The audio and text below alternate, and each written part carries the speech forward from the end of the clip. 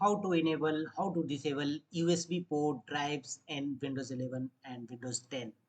And to disable or enable USB ports drives, right click on start button, choose device manager, and in device manager scroll down or at the end of this page you will find the option universal serial bus controllers.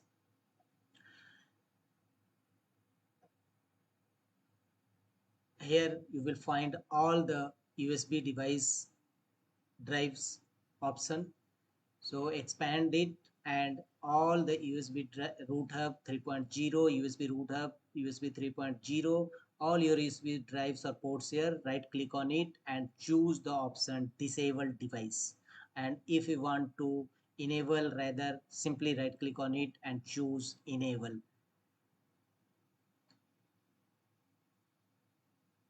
Simply right click on it and select disable or enable to disable USB port or enable USB port in Windows 10 or Windows 11. That's all.